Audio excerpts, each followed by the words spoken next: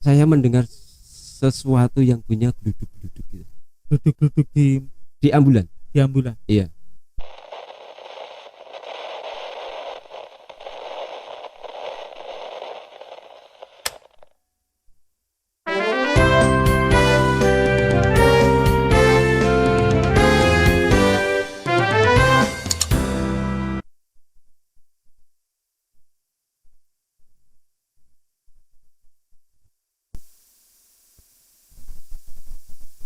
Selamat datang Mas Agung Mardianto. Ya. Ya, terima kasih berkenan menjadi tamu kami di rubrik Ruang Ngobrol Asik, yang pada kesempatan hari ini kita bisa menyapa dari masyarakat yang ada di Gunung Kidul. Mas Agung Mardianto yang kita tampilkan pada kesempatan hari ini merupakan tugas bekerja di salah satu rumah sakit swasta, Rumah Sakit Nur Roma, betul? Iya. Di Playan Gunung Gunung Kidul. Kidul.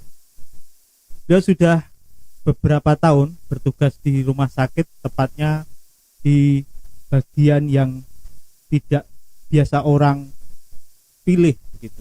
Tugasnya sebagai pengemudi ambulan jenazah. Betul ya? Iya. Betul, ambulan jenazah. Dan rumah sakit Nur Roma ini juga melayani dan termasuk juga bersama pemerintah untuk melayani pasien-pasien COVID-19, Iya. rumah sakit rujukan. Betul? Betul. Mas Agung Mardianto, saya ingin bertanya kepada Anda kok mau bekerja di tempat yang tidak banyak dipilih dan mungkin tidak enak? Kalau kita mengukur dari tidak maunya, berhubung ini sudah jadi tanggung jawab dan kewajiban saya selaku driver ambulan, mau nggak mau saya harus mampu dan bisa. Mampu dan bisa. Iya, karena ini sifatnya kemanusiaan. Ya. Bertugas sebagai sopir ambulan, pengemudi ambulan yang biasanya membawa orang sakit maupun membawa jenazah. Tidak semua orang memiliki nyali seperti Bung Agung. Betul? Bisa diceritakan pengalaman itu? Jadi gini, kalau dilihat itu dengan kondisi sekarang yang kondisi wabah yang sekarang kita hadapi ini kan, hati ini rasanya terketuk. Banyak keluh kesah yang kami hadapi, baik di dalam rumah sakit maupun dari luar, itu banyak sekali. Jadi ya, kalau warga yang terkena dampak semacam ini terus kita berkecimpung di dalamnya, dan sekaligus kita juga tergugah kalau kita melihat kondisi pasien dengan hasil positif, itu akan menjadi beban bagi mereka dan beban juga bagi kita sebagai nakes, tenaga kesehatan. Iya. Itu kalau di rumah sakit ini, di rumah sakit Nur Roma ada berapa pengemudi yang khusus ada 3 mengoperasikan? Ada 3 ambulan. 3 ya? Iya. Bung Agung sama Bung Wasono dan Pak Trimulyono. Iya. Secara bergantian begitu. Iya. Shift kerjanya ya. Iya. Mas, tentu banyak pengalaman ya selama bertugas mengoperasikan ambulan jenazah. Akhir-akhir ini juga banyak korbannya, banyak pengalaman. Saya ingin mendapatkan pengalaman yang positif sebelum kita nanti berbicara lebih lanjut. Pengalaman positifnya. Oh, pengalaman positif ya. Pengalaman positif saya ya, kita lebih tahu bagaimana menghadapi, terus menolong pasien, baik yang masih hidup ataupun yang sudah mati. Kalau di bagian saya juga di driver itu kan tugasnya cuma mengantar jenazah sampai ke pemakaman. Iya. Itu ceritanya banyak sekali. Dari cerita warga yang diedukasi sama nakes, setelah masuk isolasi seharusnya pemulasaraan jenazah sesuai prokes. protokol kesehatan. Di situ banyak yang tidak percaya dengan adanya apa COVID ini. Masih banyak orang tidak Masih percaya banyak, bahwa COVID iya. ini benar-benar ada. Nah, dari situ kita juga enggak terus harus ini COVID, tidak. Jadi kata-kata COVID itu, jadi hasil pemeriksaan itu disesuaikan dengan apa yang diketemukan di lapangan. Gitu. Jadi kayak waktu hari apa itu ada kasus, jadi pasien sudah meninggal. Keluarga tidak percaya bahwa si anggota keluarga yang meninggal Iya. ini kena COVID. Iya, padahal itu dari ruang isolasi. Minta diantarkan pulang. Itu di suatu tempat ya di daerah gunung itu. Masih di gunung gitu Masih. ya. Nah, di situ keluarga pokoknya bersikukuh minta dibawa pulang. Jenazah ini. Iya, tidak boleh dimandikan di situ. Dan akhirnya kita antarkan sampai ke tujuan. Ketujuan itu berarti Anda mengirim jenazah ini ke rumah duka. Ke rumah duka. Sampai di sana, jadi Pak Lurah sama dukuhnya sama warga menolak. Pokoknya minta dirupti di rumah sakit. Iya. Akhirnya dua kali pekerjaan. Jenazah itu berarti dikembalikan lagi ke rumah sakit. Iya. Dan itu harus menunggu tim dari pemulangan jenazah sampai siang. Kan kasihan juga itu pasien. Ya. Disitulah. Jadi keluarga itu kurang memahami betul bagaimana perawat, bagaimana tenaga kesehatan itu berjuang mati-matian demi pasien dan keluarga pasien agar tidak terjadi penularan. Iya gitu. Sampai hari ini Mas. Sampai hari ini masih ada. Itu masih ditemui. Iya. Tapi sampai hari ini Bung Agung sudah mengantar berapa jenazah yang jenazah meninggal sampai dengan prokes COVID. Sampai detik ini saya sudah 10 lebih. Lebih dari 10. Iya. Semuanya warga Gunung Kidul? Iya. Semua warga Gunung Kidul.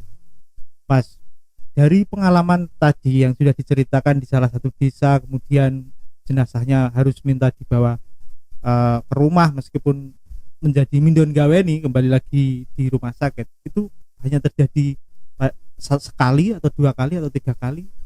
Saya atau berulang-ulang? 1 kali. Yang itu 1 kali. Untuk yang kedua kali itu pasien sudah dirupti di situ.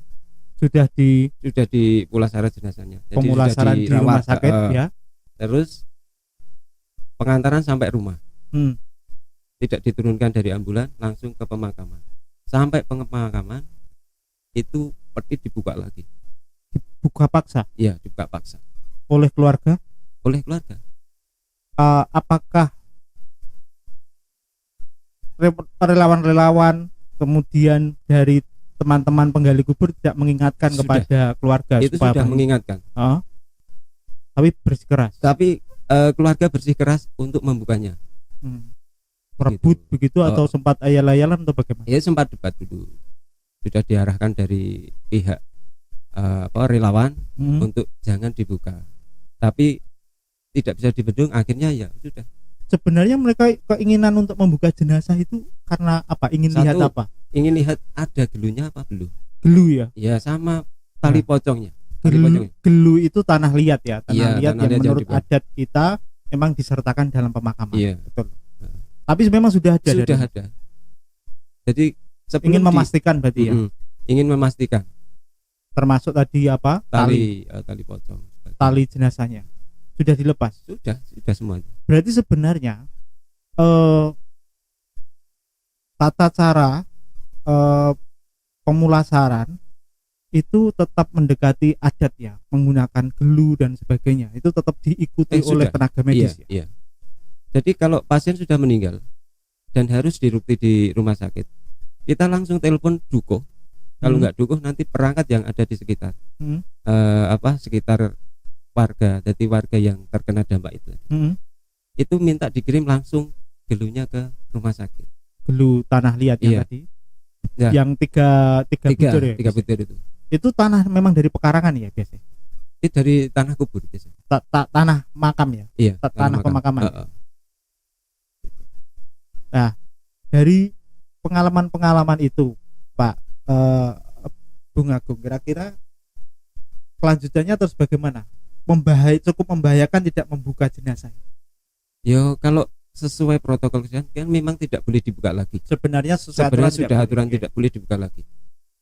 Kalau itu nanti dibuka, otomatis virus yang tadinya sudah bersemayam di jenazah itu bisa mengudara lagi dan menyebar. Begitu. Yang saya takutkan nanti jika yang di sekitar itu warga yang di sekitar itu banyak, termasuk relawannya, termasuk itu kan jadi penularannya akan lebih cepat.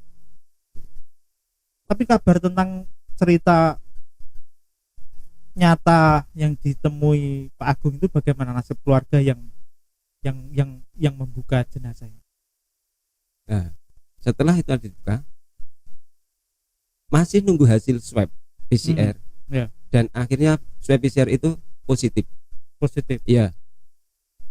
Dari informasi yang saya dapat bahwa keluarga yang membuka tadi merasakan demam dan pokoknya masuk kriteria COVID, terpapar. Sudah diperiksakan? Belum. Ya, belum. Mungkin malu mau ke rumah sakit karena sudah sejak awal sudah diperiksa. Ya, itu orangnya memang ngotot, Bel. Ngotot memang tidak percaya adanya COVID. Gitu. Itu hal ini perlu diceritakan Mas Agung supaya masyarakat memahami kondisi lapangan, memahami beratnya teman-teman relawan mengatasi situasi korban dan sebagainya yang ada di lapangan. Kadang kita juga berbenturan dengan pihak keluarga dan sebagainya, ingin melihat jenazah, bahkan memeluk jenazah, mendoakan jenazah. Sebenarnya di rumah sakit sudah melaksanakan belum kegiatan-kegiatan atau dukungan-dukungan untuk situasi berduka ini, misalnya juga menyediakan orang tenaga untuk mendoakan jenazah ini? Ya, dari tim kita itu sudah ada yang ditunjuk. Jadi satu regu itu ada yang diajukan untuk jadi pemimpin doanya. Pemimpin doa sudah ada. Nah, dari tahap-tahap pemulasaan jenazah, pasien sebelum masuk ke pemulasaan biasanya 2 jam menunggu 2 jam dulu untuk memastikan si virus ini satu virus sudah ngumpul di situ, mati di jenazah itu. Dan akhirnya masuk ke ruang jenazah, pemulasan dan persiapan juga banyak kendala. Satu, pakai hazmat itu juga lama dalam arti APD-nya. Persiapan itu pemulasaraan jenazah itu sampai 1 jam, sampai selesai 1 jam. Jadi 2 jam tambah 1 jam. Prosesnya panjang karena memang jangan sampai kemudian petugas satu-satunya orang yang mengurus ini jangan sampai kena, sehingga dari kita peralatan juga harus memenuhi ya. Mas Agung, dari pengalaman itu kira-kira masyarakat harus bagaimana sampai hari ini menyikapi ada korban, ada yang tidak percaya, ada yang ingin keluarganya ingin dibawa pulang dan sebagainya, harusnya bagaimana? Ya, seharusnya begini. Kalau kemarin dari waktu pemeriksaan di IGD kan sudah diedukasi bahwa bapak ini hasil swabnya positif dan harus rawat inap atau mau isoman di rumah. Sudah diedukasi semacam itu. Kalau bergejala itu ringan, biasanya isoman di rumah. Tapi kalau bergejala itu kok butuh pertolongan di rumah sakit, harus dan sebagainya, kita masukkan ke ruang isolasi di situ. Nah, dari situ kan seharusnya mereka juga tahu bagaimana perawatan di situ, penanganannya di situ. Terus waktu dokter kunjung juga ada, visiting itu ya. Iya, itu juga ada. Jadi mereka tuh yo jenenge wong ora percaya mah. Ngoten niku. selama menangani ini Mas, selama menangani jenazah COVID ini, tambah pasukan tidak dari pihak rumah sakit? Untuk penanganan belum, masih cukup 5 orang. 5 orang ya? Iya. Konon katanya Bung Agung melibatkan keluarga juga untuk saking tingginya dan saking terus bertambahnya korban. Iya, nah gini. Waktu itu mereka juga merasa takut untuk masuk ke pemulasaran jenazah. Ke ruangan jenazah, ke ruang jenazah takut. Saya edukasi adik saya yang namanya Marioto itu, sama teman saya yang namanya Mamat, saya edukasi. Padahal itu bukan karyawan atau memang karyawan? Memang karyawan. Oh, memang karyawan. Tapi bukan bertugas untuk jenazah ya? Iya, bukan. Mamat itu perawat, Marioto itu satpam. Jadi saya edukasi untuk bisa menggugah kemanusiaannya, bisa merawat jenazah. Bersedia merawat. Bersedia. Sampai sekarang alhamdulillah sehat-sehat saja. Sehat sudah berapa kali tes ini teman-teman yang menangani ini? Yang timnya? Lah sudah 2 kalian. Pernah positif? Belum. Insya Allah belum. Merasakan gejala-gejala? Gejala-gejala masuk ya. Tapi berhubung ini. Tapi pernah tumbang bertiga ini? Pernah ya? Pernah tumbang ya. Tapi tumbang bukan berarti kita kalah, kita tetap bangkit. Akhirnya kita satu tim bersih keras, wis ayo ide kuat, tetap jalan meskipun kondisinya drop ya. Teman saya yang 2 juga tumbang, driver itu tumbang, Wasono sama Tri Mulyono.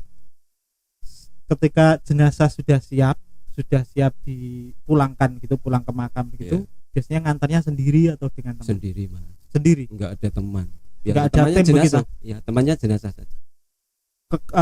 Anggota keluarganya ada, tapi biasanya dari warga minta nggak usah ikut di ambulan, tapi di luar ambulan. Pakai motor sendiri. Pakai kendaraan sendiri. Kalau ada berarti dia berani. Ada beberapa yang berani, tapi kebanyakan sendiri. Dari jenazah yang dipulangkan biasanya malam atau siang? Kita itu koyo ATM. Nek ade butuh duit metu. Ya. Jadi sak wayah-wayah, Mas. Jadi ketika ada telepon mangkat. Ya, ada telepon mangkat. Iya, ada telepon mangkat. Wis.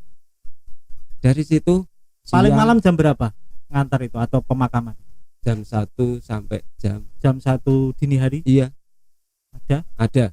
Terus pokoknya malam. Jadi kalau saya itu subuh ada enggak, Pak? Ada. Jam berapa kita?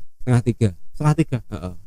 Boleh disebutkan pemakaman ya itu tadi yang membuka, yang patok itu ya. Yang nekat membawa itu sajam itu ya, senjata tajam itu. Ngeri itu ya. Mas Agung, pasti akan ada cerita yang banyak, dan cerita itu setiap pengemudi ambulan pasti akan berbeda, dan kita semua perlu memahami kerja-kerja yang tidak banyak diketahui orang itu hari ini bisa Anda bagikan. Terima kasih. Tetapi sebelum itu saya ingin dapat cerita-cerita yang tak kalah menarik, biasanya dari seorang pengemudi ambulan. Ada ketakutan atau mungkin was-was atau mungkin perasaan tidak enak atau keanehan-keanehan selama membawa jenazah sampai pada pulang. Apalagi tadi disebutkan membawa jenazah sendiri. Di perjalanan ada sesuatu apa. Ini agak mistis-mistis tidak apa-apa, tapi ini pengalaman yang harus dibagikan juga. Bukan berarti menakut-nakuti bagi orang-orang yang berminat bercita-cita menjadi sopir ambulan. Semoga masih banyak teman-teman lain, anak-anak muda yang punya cita-cita mulia menjadi sopir pengemudi ambulan. Untuk pengalaman yang itu, yang sifatnya ya bisa membuat hati kita itu berdecak kencang ya. Itu hari Minggu itu saya dapat telepon jam 4 malam, jam 4 subuh ya.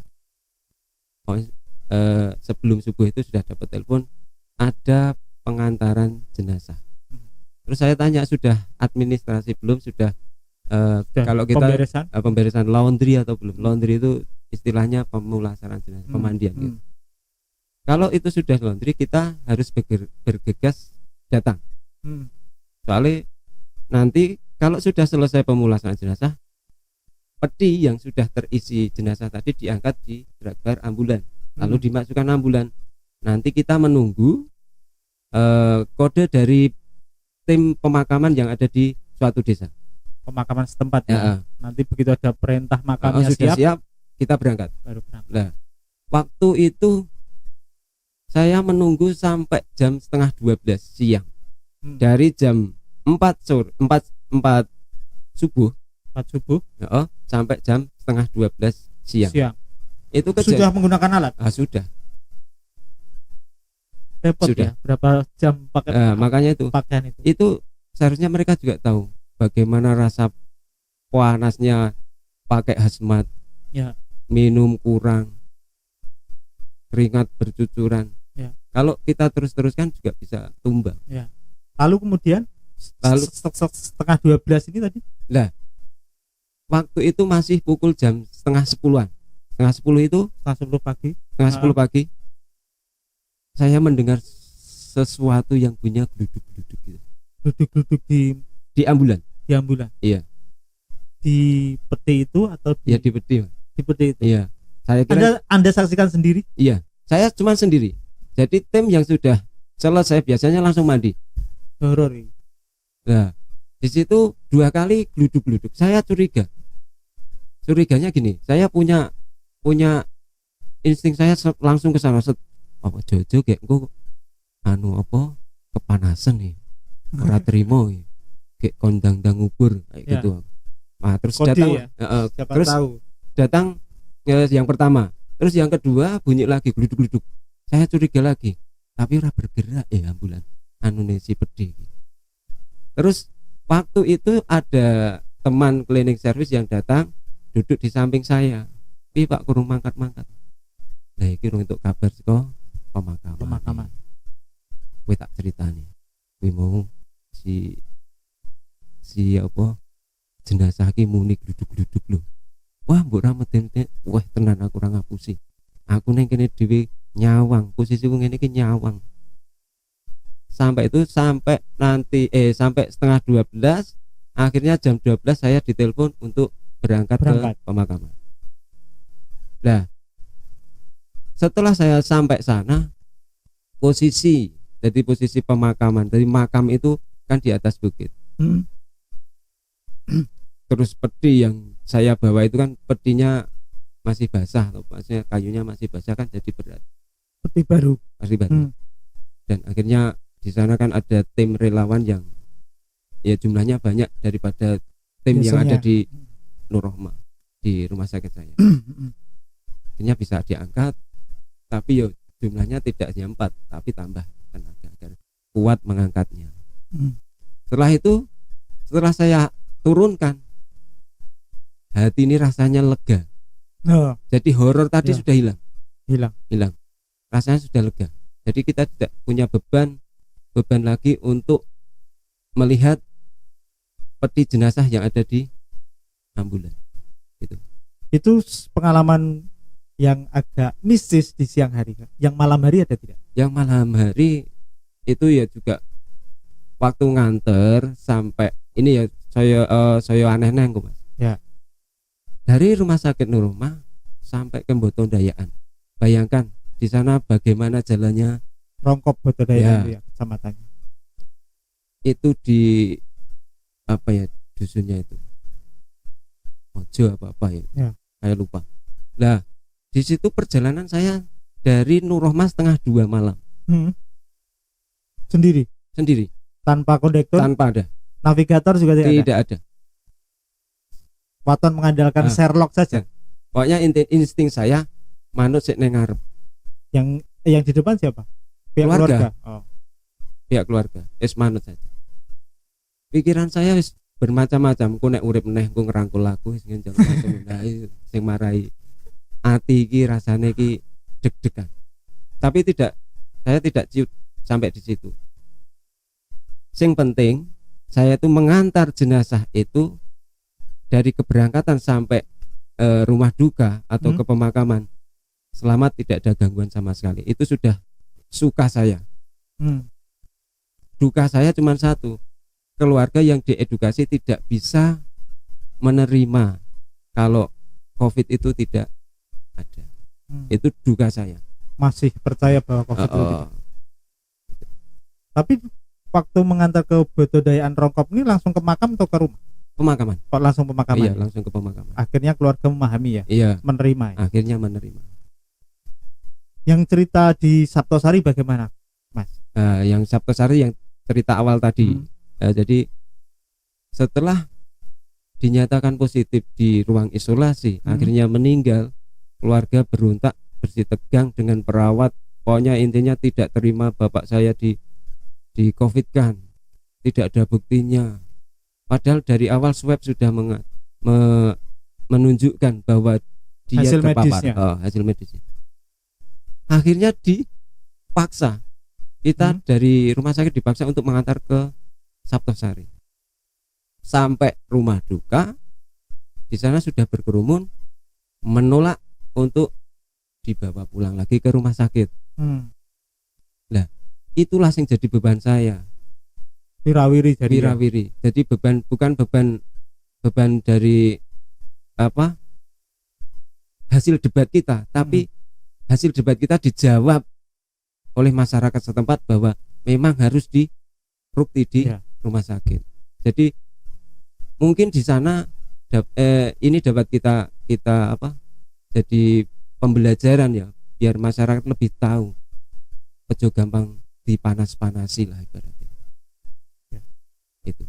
Jadi akhirnya masih perlu banyak relawan yang tidak harus perlu terjun khusus di hal-hal yang secara langsung menangani jenazah, tetapi cukup memberi pemahaman dan pengetahuan pada masyarakat, itu termasuk relawan yang sangat berguna sekali. Iya, itu yang jadi pokok utama ya, terjunlah. Jadi relawan-relawan edukasi masyarakat bahwa ini benar-benar penyakit ini memang tidak kelihatan, tapi efeknya luar biasa. Oke. Pengalaman pribadi setelah menggeluti tugas pekerjaan menggeluti jenazah ini, Pak, ini juga berisiko tinggi untuk Anda dan keluarga. Bagaimana selama ini interaksi Anda dan keluarga dengan istri dan anak? Wah, nek kuwi jan rasane atine iris-iris, Mas. Ketika dari awal ya, dari pandemi itu sudah mulai, saya sudah rasane iki arek mlebu omah ki kaya masuk neraka. Karena pikiran kita sudah terbawa bahwa saya pulang membawa virus. Awalnya begitu. Tapi lambat laun saya belajar dari teman saya si COVID itu. Akhirnya saya memahami bahwa keyakinan hati ini dan pikiran yakin bahwa sing gawe urip ki bakal ngopeni kowe, bakal mayungi kowe, wis maju terus. Akhirnya saya di situ terus edukasi keluarga, wis pati uripku kuwi saka kersane Gusti. Dadi relakno aku sebagai driver ambulans sing gaweane ngupakara jenazah. Itu. Jadi kowe kudu siap nek sekiranya aku engko sak wayah-wayah kena terpapar. Dan mereka akhirnya juga tahu. Malah justru mereka memberikan support buat saya untuk semangat, Pak. Termasuk mendisiplinkan Anda untuk jaga jarak dan di rumah ya. Akhirnya sampai asupan gizi dan sebagainya. Ya, sampai saat ini di rumah alhamdulillah tidak ada keluhan sama sekali, dan yang jelas anak dan istri. Ya. Walaupun saya dulu pernah, jadi waktu saya terpapar, jadi tidak saya beritahukan kepada keluarga, tapi saya yang benar-benar mengerti keadaan saya. Aku lagi koyo ngene, aku kudu iso cedak kan. Lah mbok gaul karo bojowe jarang, Mas. Ngeri. Sama anak juga tidak. Tidak. Pokoknya jaga jarak. Berapa hari? Tidak berkumpul dengan lah. Kalau dihitung berapa harinya, kalau kita main tuh wes ya Mas. Rasanya iki pengen guang ning kok ora iso. Ya akhirnya sampai 1 bulan saya berjuang untuk melawan itu. Akhirnya ya wes kudu siap lah. Siap. Akhirnya harus prokes biar segera bisa tidur dengan istri dan anak. Wes jenengan bayangke wae, Mas. Nah, itulah. Ya, Mas pasti akan banyak cerita-cerita yang unik cerita-cerita yang menarik dari teman-teman pengemudi ambulan di berbagai rumah sakit di Gunung Kidul. Setidaknya punya pengalaman baik, punya pengalaman menantang, punya pengalaman lucu, geli, dan pengalaman yang mistis, bahkan itu bisa asik untuk diikuti kita semuanya, sambil menyadari bahwa COVID itu memang betul-betul ada dan kita perlu mewaspadai, perlu mengantisipasi dan tahu memperlakukan diri kita seperti apa. Kira-kira begitu. Saya berterima kasih Bung Agung, saya minta waktunya di tengah pekerjaan ini mengantar jenazah, bisa menyempatkan hadir di ruang ngobrol asik di tempat ini. Tetapi saya juga mengapresiasi banyak teman-teman Mas Agung Mardianto ini juga banyak berkecimpung dalam pekerjaan yang sama seperti saya, izin untuk menyebutkan mereka dan saya mengapresiasi kerja-kerja mereka. Ada Mas Mehmet, Mas Dayu, Mas Mardianto, ini juga sama pekerjaannya dengan Mas Agung, dia juga mengoperasikan ambulan dari teman-teman NU Ansar Bansor. Kemudian ada juga Mas Aris Triwiyono, Andar Nurjanto, Mas Triyono, Mas Danang Prabowo, ini adalah driver di PMI khusus ambulan jenazah. Kemudian dari Norma sendiri ada Bung Agung ini, ada Mas Wasono dan Mas Trimulyono. Betul ya? Iya. Kemudian dari Panti Rahayu, Rumah Sakit Panti Rahayu, ada Mas Nur Entung, Supri, Dika, Ikna, Probo. Juga dari PKU Muhammadiyah Gunung Kidul ada Mas Nanang dan Mas Lili atau Mas Keli. Mas Keli. Dari Rumah Sakit Pelita Husada juga ada Mas Teguh dan Mas. Dan ada Pak Sukiman dan Pak Kuat Santoso, ini juga mengoperasikan ambulan dari PDI Perjuangan. Dan mungkin banyak lagi supir-supir pengemudi-pengemudi ambulan yang lain yang tidak bisa kami sebutkan satu persatu saking banyaknya kesadaran dari teman-teman dan nyali teman-teman. Iya. Ini adalah teman-teman yang seperjuangan dan nyalinya di atas saya dalam mengantar jenazah COVID ini sendirian, malam-malam, bahkan mungkin hujan dan subuh-subuh tadi sudah banyak diceritakan. Terima kasih sudah hadir di sini, tetapi sebelum ditutup saya ingin Bung Agung memberikan apa komentar ataupun pesan kepada masyarakat, apa yang perlu dilakukan pada masyarakat dalam situasi seperti ini. Ya, pesan saya cuma satu aja. Jadi mohonlah taati protokol kesehatan. Terapkan 3M tadi. Ya, jaga jarak dan pakai masker, jauhi kerumunan. Itu aja. Sementara sambil berjalannya waktu semoga pandemi ini selesai lah. Yang jelas saya minta untuk kesabarannya dalam melakukan protokol kesehatan. Ya. Harus taat, benar-benar harus taat. Itu saja.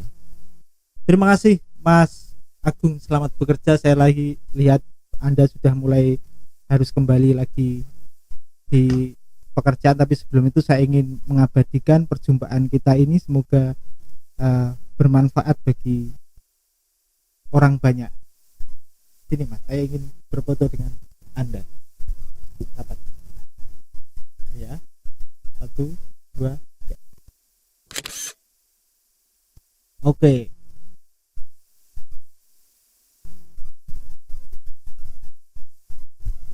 Sampai di sini pertemuan kita. Suatu saat kita pasti akan berjumpa lagi dalam pembahasan-pembahasan yang lain. Selamat bertugas dan tetap jaga kesehatan. Siap, terima kasih. Jaga kesehatan.